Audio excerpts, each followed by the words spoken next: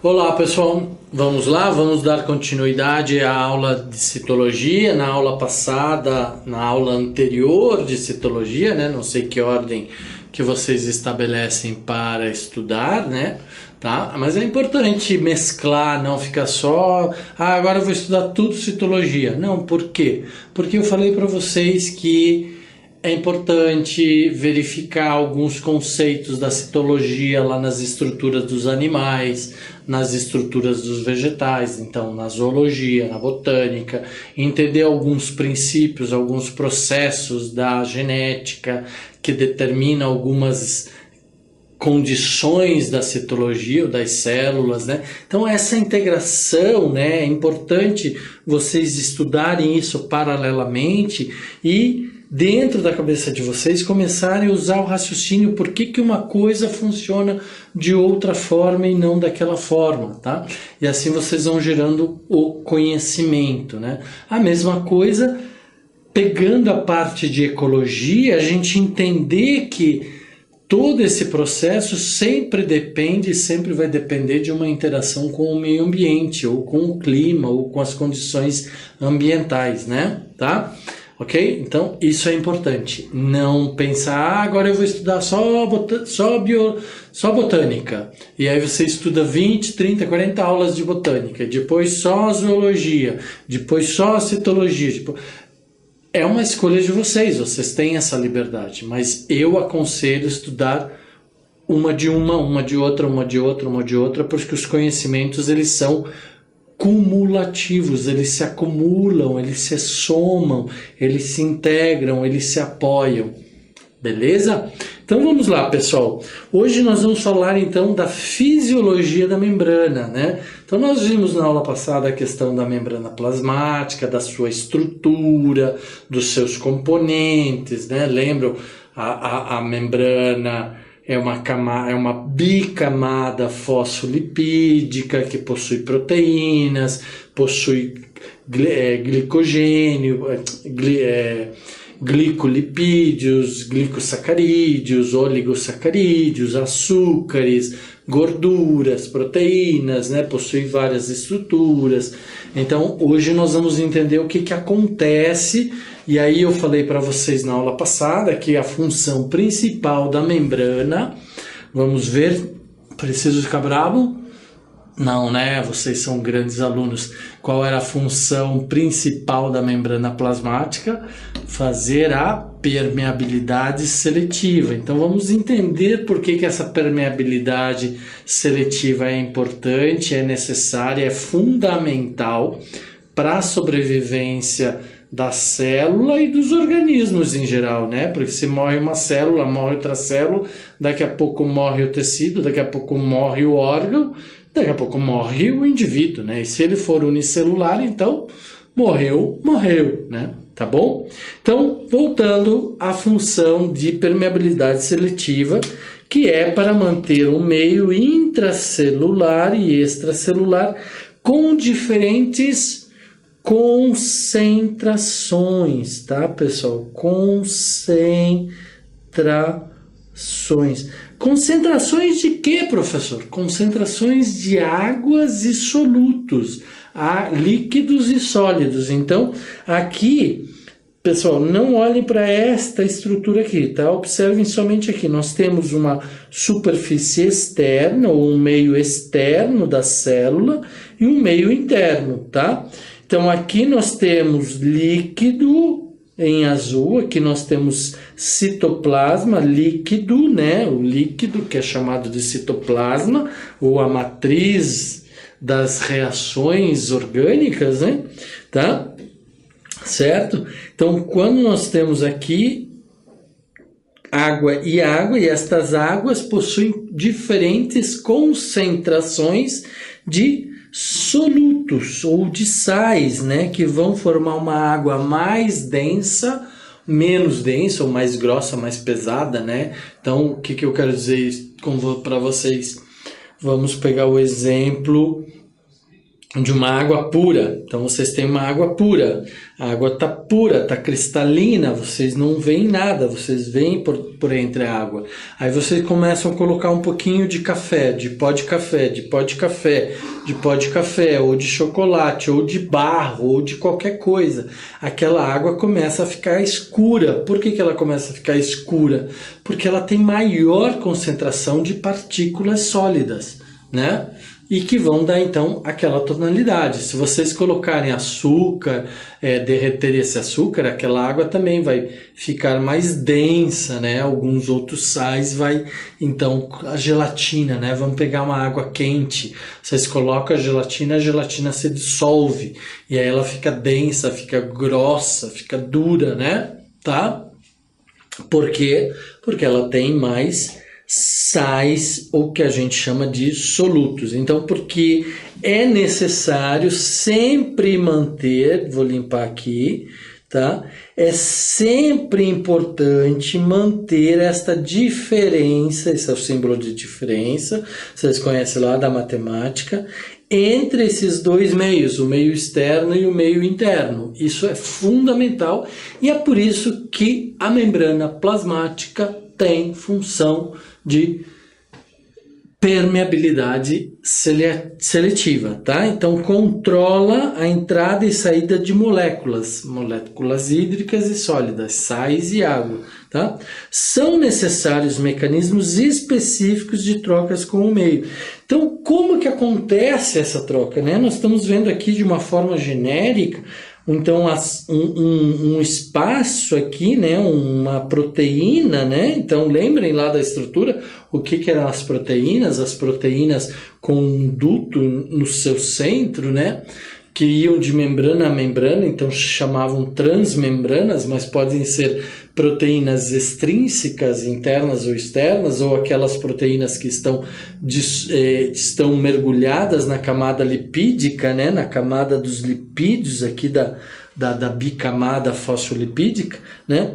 Então, essa proteína absorve o sal, né, ou a molécula de água, então vocês estão vendo que ela virou azul aqui dentro, né, e aí ela vai se fechar, e aí quando ela se fechar, ela vai liberar o sal para dentro do citoplasma e vai fazer uma troca hídrica com a água do citoplasma, e vão entrar então em um equilíbrio, tá? Para que isso aconteça, isso não é só dessa forma, porque existem processos, fenômenos, e nós vamos falar então agora desses processos e fenômenos, tá?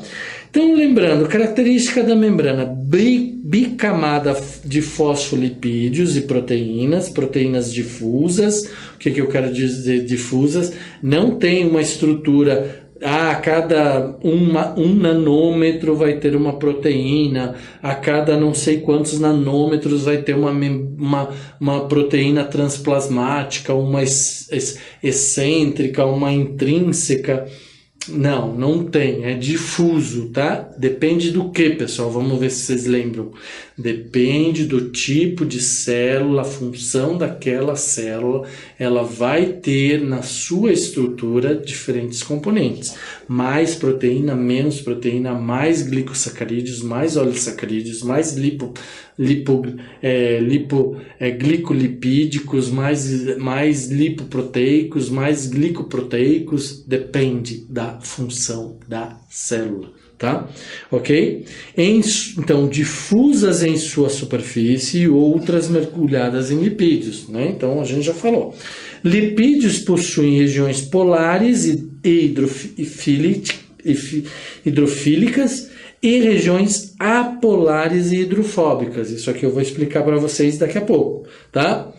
Se fosse só lipídica, a membrana plasmática seria impermeável a íons. Então, se ela tivesse só lipídios, só gordura, os sais não se dissolveriam naquela gordura, não entrariam naquela gordura.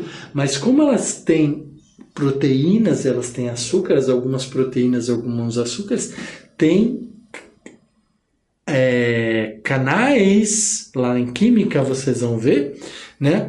Tem algumas estruturas ativas que fixam esses íons, que grudam esses íons, né? Captam, absorvem esses íons, né? Lembra, a água é formada por H2O. Então, o oxigênio, que tem lá 2 íons, né, que é a covalência do oxigênio, e o oxigênio tem 2, né, tem um ânion, né, ou mais e mais, e por isso ele é 2. Então, 2 para juntar com este, né? Isso daqui vocês vejam em química, né? Mas esse é o princípio, é assim que se liga, formando o quê? Formando as pontes de hidrogênio. Lembra das pontes de hidrogênio lá nas bases nitrogenadas, né? Lembra que eu falei que precisa então estudar um pouquinho de cada aula, porque daí a gente vai fixando, né? A gente estudou bases nitrogenadas, a gente viu um pouquinho de pontes de hidrogênio lá na genética, não foi aqui na citologia, né? Mas vocês também viram as questões das pontes de hidrogênio lá na química, tá? Certo? E o professor de química explicou direitinho para vocês, então vocês entendem todas estas ligações iônicas, né, de cátions e íons, muito melhor que este professor que vos fala, né? Então, se fosse só lipídica, a membrana plasmática seria impermeável, ou seja, não entraria nenhum sal. Mas e aí, como que a célula vai se alimentar? Como que as organelas vão se alimentar? Como que vai haver a produção de energia lá dentro pelos cloroplastos, pelos pigmentos, né?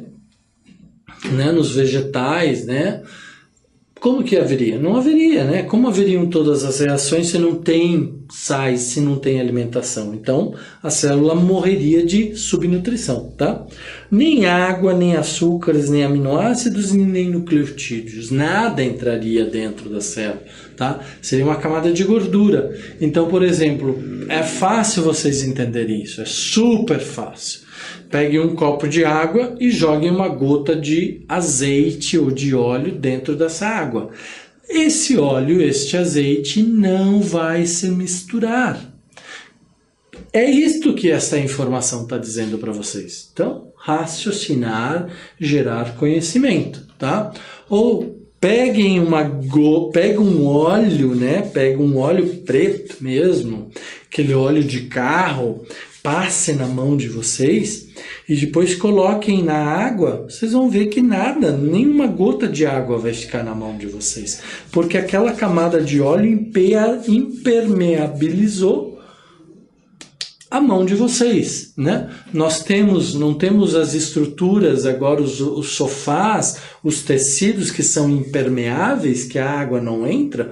Por que a água não entra? Porque a fibra do tecido é diferente? Não, porque foi feita uma camada de gordura naquelas fibras e então não entra mais a água não passa, impermeabilizou. Esse parágrafo dá essa informação para vocês, tá? Ok? Então, este parágrafo dá esta informação de que se fosse só lipídica, seria totalmente impermeável.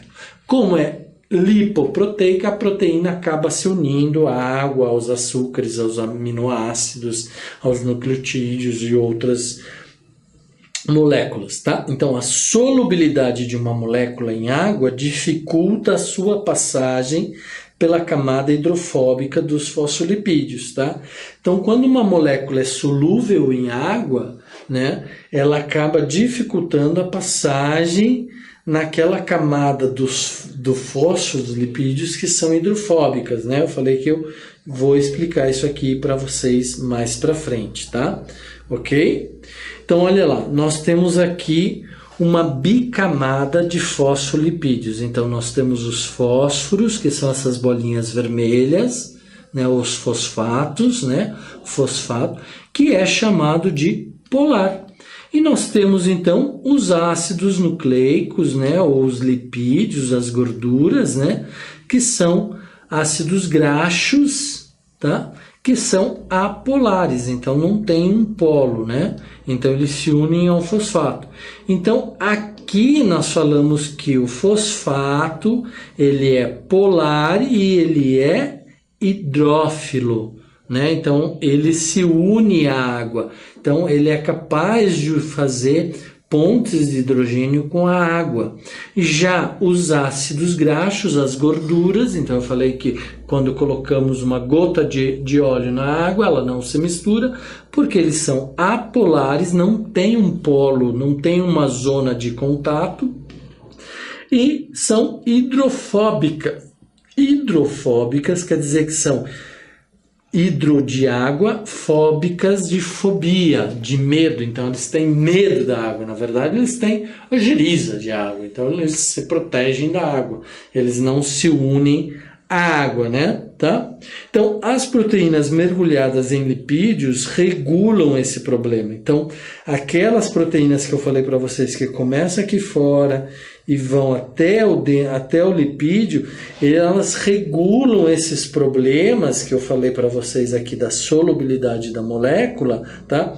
Realizando o transporte e formando os seguintes estruturas: canais para moléculas e íons entrarem e saírem da célula, passarem pela membrana plasmática, interação e recarregamento de moléculas específicas. Então, aquela proteína, vou desenhar aqui de novo, vocês sabem que eu sou ótimo em desenho, né? Por isso que eu estou dando aula de biologia, porque a minha capacidade de desenho é maravilhosa, né? Então, nós temos uma proteína aqui, mergulhada no lipídio, nós temos as proteínas transmembrânicas, né? Nós temos as proteínas extrínsecas, né? Ou periféricas, né? Então, estas proteínas, através das suas valências, acabam se ligando à água, se ligando a sais minerais, se ligando a outros elementos, açúcares, né? Outras moléculas de gordura, e aí acabam levando isto para dentro da célula, tá? Ok? Fazendo toda essa regulação. Tá? Então, interação e carregamento de moléculas específicas, recepção de hormônios e outras moléculas, e reconhecimento de células para crescimento de tecidos ou para a defesa. Lembra que eu falei para vocês? Defesa.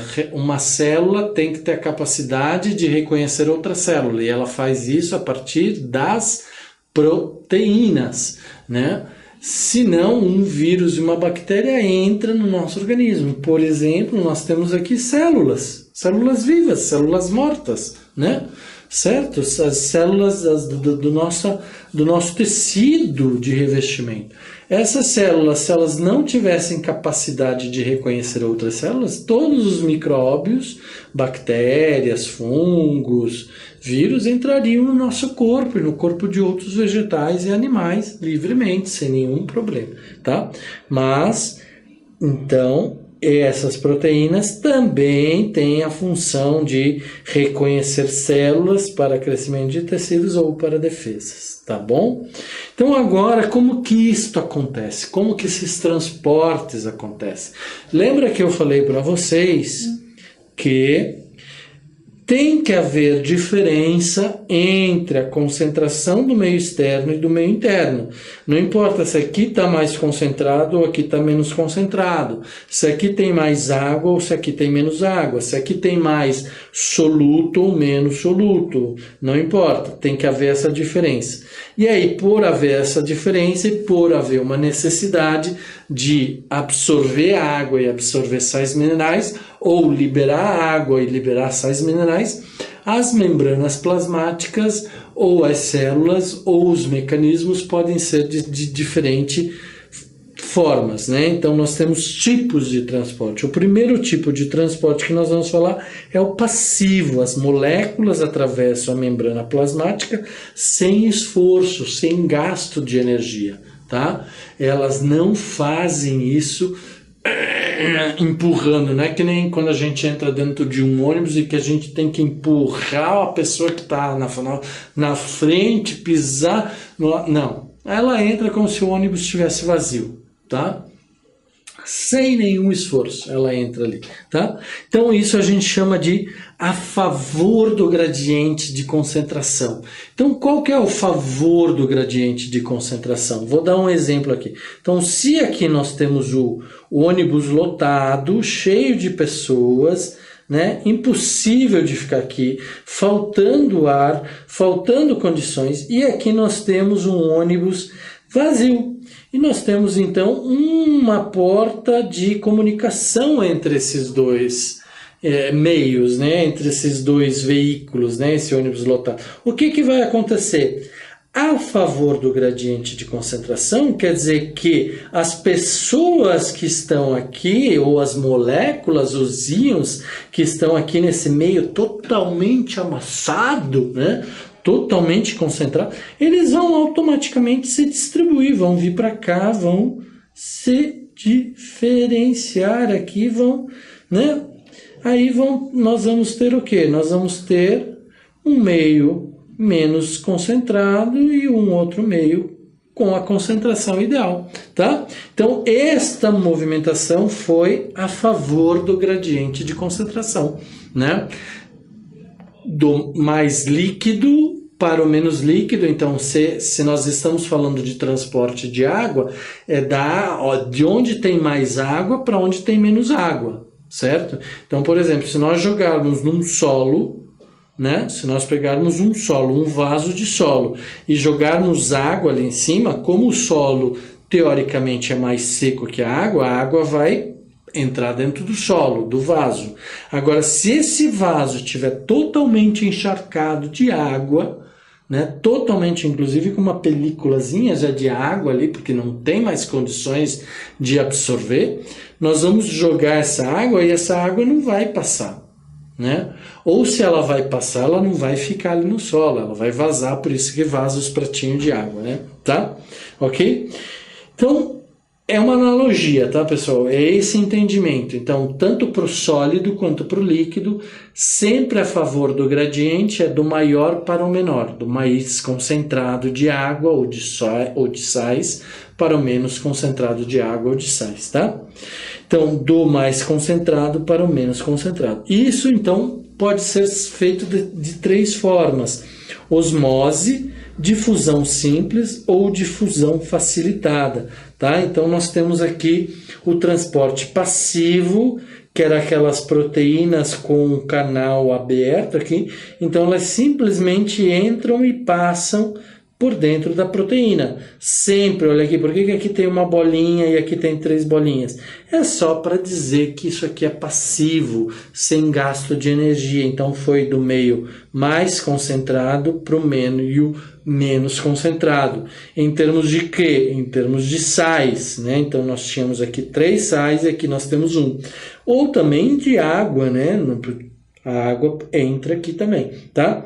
O transporte ativo já é diferente. O transporte ativo já é do meio menos concentrado para o meio mais concentrado, com gasto de energia ou com demanda energética, tá?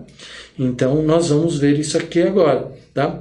Na osmose é a difusão da água, tá? Nós estamos falando agora de água. Osmose é água.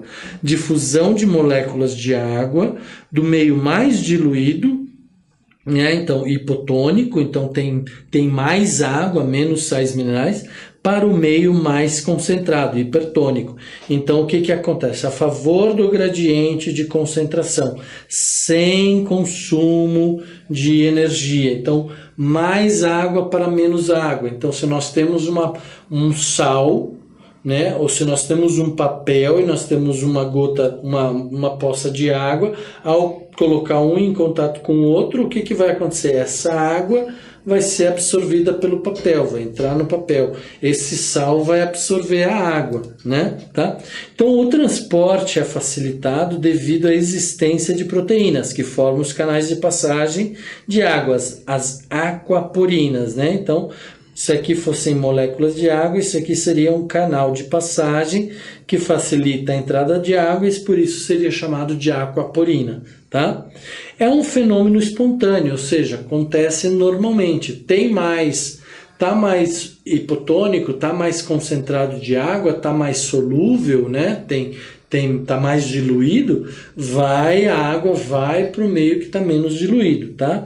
Então, por exemplo, isso acontece quando nós salgamos as saladas, né? E as carnes. O que acontece, né? Há uma perda de água da salada, né? Há uma perda de água da salada e da carne. Então, se vocês fizerem isso, por exemplo, pegue uma salada, pegue uma folha de alface, tá?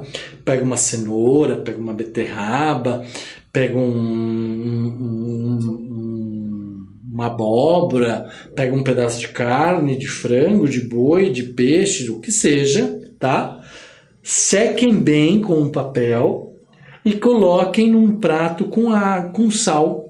Faz uma camadinha de sal e põe aquela folha de vegetal, aquele pedaço de legume de vegetal, ou aquele pedaço de carne e deixa ali. Daqui a pouco vocês vão olhar lá no prato e vão ver que tem água. O que acontece? Acontece a transporte por osmose da célula. A célula perdeu a água do contato, da zona de contato daquela célula. Por osmose, ela perdeu do meio que tinha mais água para o meio que tinha menos água, né?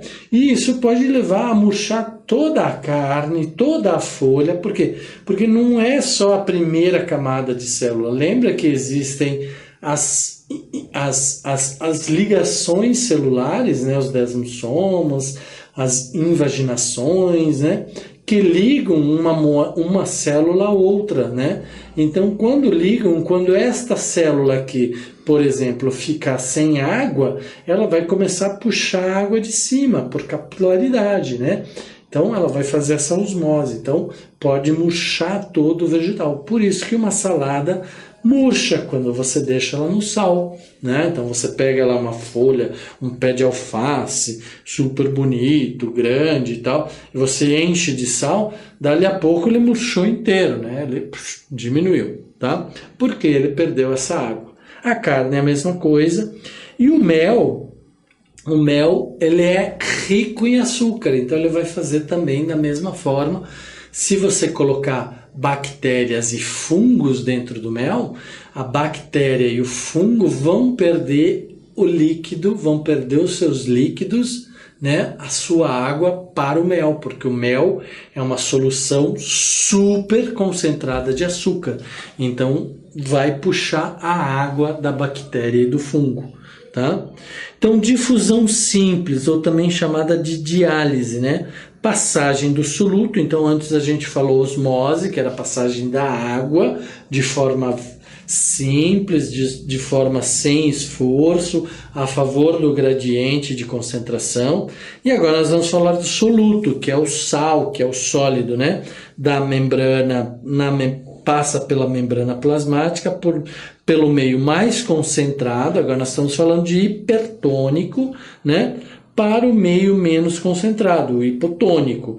Então nós falávamos antes que para a água o meio mais diluído era o hipotônico, então tinha mais água. Se tinha mais água, tinha então menos concentração de sais, por isso que tinha mais água. Então essa passagem do soluto do mais para o menos, que é o exemplo do ônibus que eu dei para vocês, né, explica o processo de diálise, né, de difusão simples, certo? A favor do gradiente de concentração, sem gasto energético significativo, tá? Fenômeno também espontâneo devido à diferença de concentração dos meios, tá? Moléculas hidrofóbicas. Quais são as moléculas hidrofóbicas? São os ácidos graxos apolares, que não se ligam à água. Lembra, ácidos graxos também é uma forma de lipídios, de gorduras, né? Então, a gordura, o lipídio não se une à água, tá bom? Então, isso vai fazer com que pequenas moléculas hidrofóbicas, como o CO2, o nitrogênio, o oxigênio, sejam transportadas dentro da membrana, tá? Trocas gasosas. Então, eu falei para vocês que nas estruturas das células são necessários espaços ou poros para as trocas gasosas, porque pelas reações químicas orgânicas, existe a geração de gases, né? Então, nos pulmões, por exemplo, as trocas gasosas ocorrem por meio da difusão simples, tá? Ok? O gás também é entendido como um soluto nesse processo. Osmose e diálise são fenômenos químicos, ou seja, tanto a osmose como a diálise são reações químicas de trocas, por isso que eu falei das covalências, das pontes de hidrogênio, é simplesmente um processo químico, tá? Em seres vivos, para haver balanço entre as concentrações internas e externas. Pessoal, eu falei balanço, eu não falei similaridade. Lembra? Precisam ser diferentes as concentrações. Se não forem diferentes, vai acontecer algumas coisas e nós vamos falar delas aqui, tá? Membrana semipermeável, maior concentração, menor concentração. Então, vai haver esta passagem pela membrana semipermeável ou com permeabilidade seletiva, tá? Difusão facilitada, certo? A difusão facilitada, diferente da difusão simples, né? A difusão facilitada agora vai usar aquelas proteínas para entrar e sair da molécula ou da célula, né? Passagem do soluto do meio mais concentrado para o menos concentrado, então continua o mesmo processo, continua a passagem a favor do gradiente de concentração, né? Tá? Sem consumo energético, então não tem gasto energético, porém com a participação daquelas proteínas. Então, a função das proteínas é transportar água, é transportar sais. Então, é uma difusão facilitada, certo? Proteínas chamadas de permeases. Então, quando vocês ouvirem esse termo permeases, vocês vão lembrar que são aquelas proteínas que permitem a permeabilidade da água ou do soluto entre os meios que as membranas plasmáticas separam, tá? As permeases são proteínas que se encaixam nos solutos, levando-os do meio hipertônico para o hipotônico, a favor do gradiente de concentração, tá? Ok? Então, podem ser transportados a glicose, né, que é um açúcar, os aminoácidos, os nucleotídeos, as vitaminas e os íons, né? Sódio, potássio, cálcio, hidrogênio, cloro, né? E tudo sempre é espontâneo, porque nós estamos falando do transporte passivo, sem gasto de energia, do maior gradiente de concentração para o menor gradiente de concentração, tá? É transportado, pois teve auxílio das permeases. Quem eram as permeases? As proteínas que fazem a difusão facilitada, não a difusão simples. A facilitada pega os sais dos solutos de maior concentração e levam lá para dentro da célula, tá? Então nós temos aqui um esquema meio extracelular, citosol ou citoplasma. Então a proteína pega um soluto, absorve esse soluto, tipo por fagocitose, e aí vem para dentro do citosol ou do citoplasma, e quando libera esse soluto aqui dentro, ela volta à forma original. Para quê? Para pegar mais um soluto, até que a célula se sature, até que a célula fique túrgida, fique cheia, né? Tá? Então aqui nós temos o esquema letra A, letra B, letra C, explica o que eu acabei de explicar para vocês. Letra A, ligação de uma molécula de soluto a uma permease. Quem que era a permease? A proteína que permite ao transporte difuso facilitado. Alteração da forma da proteína, o que permite a transferência dessa partícula através da membrana. Então ela faz isso como se fosse um movimento, né? De empurrar aquele sal, aquele soluto para dentro da célula. E aí, depois que ela soltou lá dentro da célula, ela retorna da permease à sua conformação inicial, né? Então a proteína, a permease, está ali agora